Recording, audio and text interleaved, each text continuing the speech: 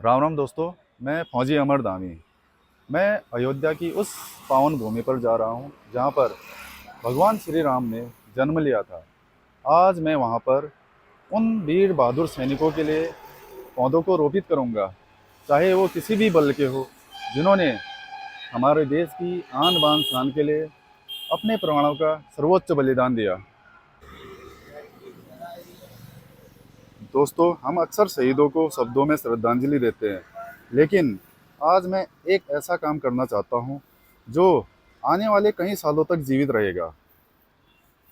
यहाँ कई तरह के पौधे हैं, लेकिन मैं ऐसा पौधा चुनना चाहता हूँ जो लंबा जिए, छाया दे और आने वाली पीढ़ियों को फ़ायदा पहुँचाए। जैसे हमारे वीर जवान देश को सुरक्षा देते हैं, वैसे ही यह पेड़ लोगों को जीवन देगा। मैंने यह दो पौधे चुने हैं, जो एक बरगद के हैं और एक पीपल के हैं। आज से ये सिर्फ पौधे नहीं, बल्कि शहीदों की यादों का प्रतीक बनेंगे।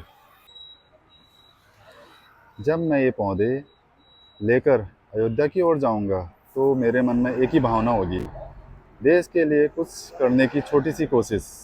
हो सकता है यह कदम छोटा हो, लेकिन बदलाव हमेशा छोटे कदमों से ही शुरू होते हैं। हमारे फौजी भैया पेड़ लगा रहे हैं अयोध्या में। ये शहीदों के लिए बहुत गर्व की बात है।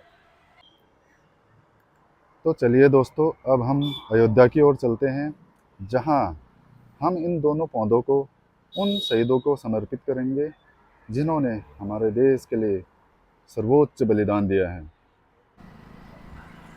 तो चलिए दोस्तों, अब हम चलते हैं मर्यादा पुरुषोत्तम श्री रामचंद्र जी की जन्मभूमि अयोध्या की ओर।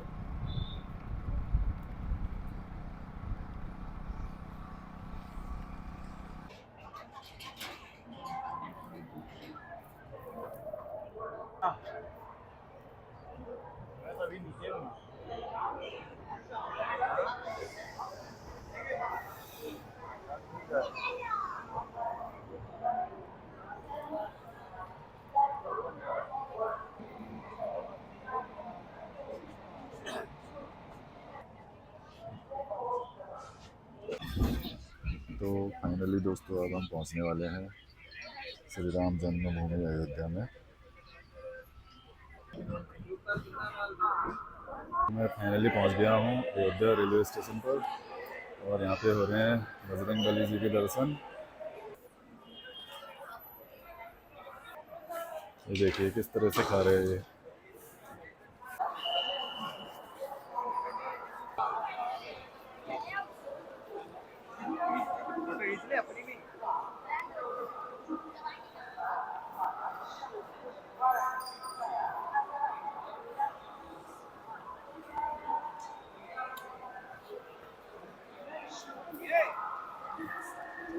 तो दोस्तों, फाइनली मैं अयोध्या रेलवे स्टेशन पहुंच गया हूँ। अब यहाँ से चलते हैं अयोध्या श्री राम मंदिर की तरफ। तो फाइनली मैं पहुंच चुका हूँ राम मंदिर। इससे डिस्टेंस है लगभग 300 मीटर। लगभग हम पहुंचने वाले हैं, अभी हैं लगभग 10 मिनट। सेंटीमेंट की है। जी बिल्कुल। इतनी दूर तक संभाल के लाए हैं।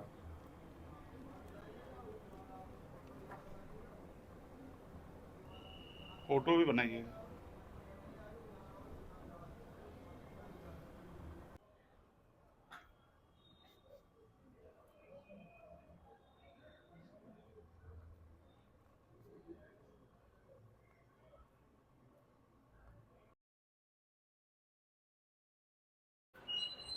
तो दोस्तों, फाइनली मैंने वो पौधे यहाँ पर जमा कर दिए हैं।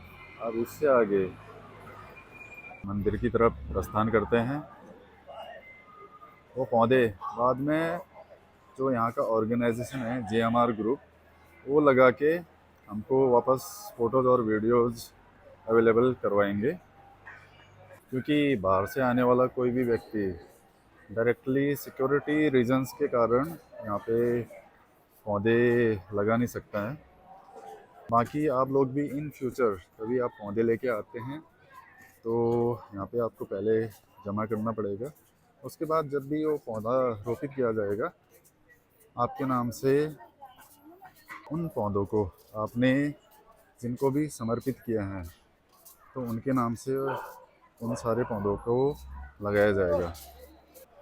तो जैसे ही मैं यहाँ पे पहुँचा था और उन लोगों को बताया था कि मैं उत्तराखंड से हूँ और ऐसे पौधे लेके आया था, तो उन लोगों ने काफ़ी सारा अप्रिसिएट किया मुझे और वीर शहीदों के नाम पर उन पौधों को लगाने का आश्वासन दिया तथा बहुत जल्द ही GMR कंपनी के द्वारा उन पौधों का पौधारोपण करके मुझे वीडियो और उसके फ़ोटोज़ भेजे जाएंगे।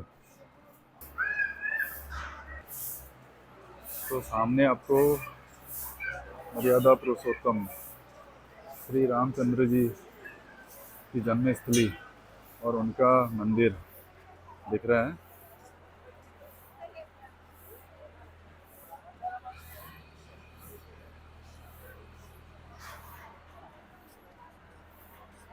मैं भगवान से प्रार्थना करता हूँ कि आप सभी लोगों के जीवन में सुख समृद्धि और धन धान्य हमेशा आए और जीवन में खुशहाली तथा शांति बने रहे।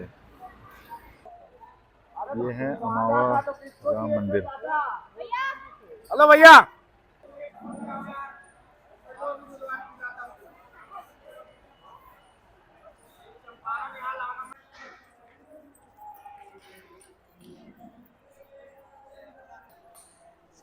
तो इस मंदिर प्रांगण में आने के बाद मैं अपने आप को बहुत ही गौरवान्वित महसूस कर रहा हूँ।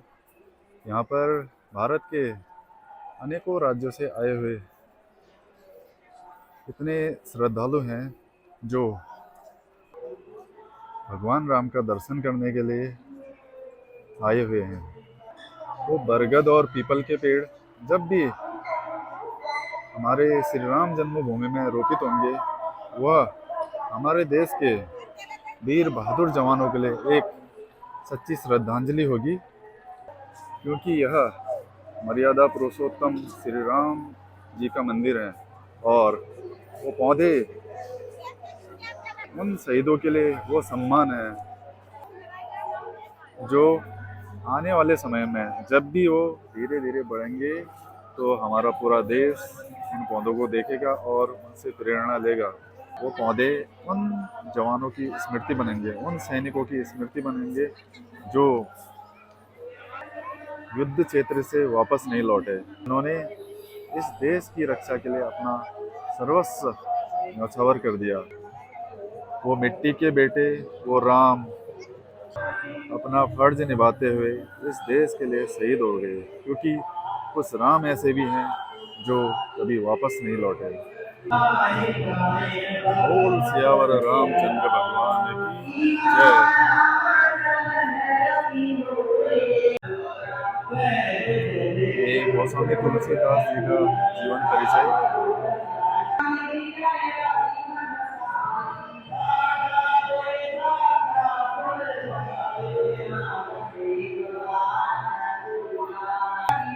मंदिर जाने का मार्ग है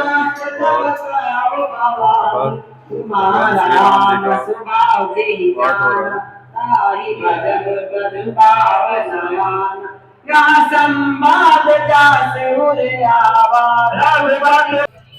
मित्रों, आज भगवान श्री राम की मंदिर में आकर, जो भगवान श्री राम की जन्मस्थली है, यहाँ आकर मन को बहुत ज़्यादा सुकून मिला।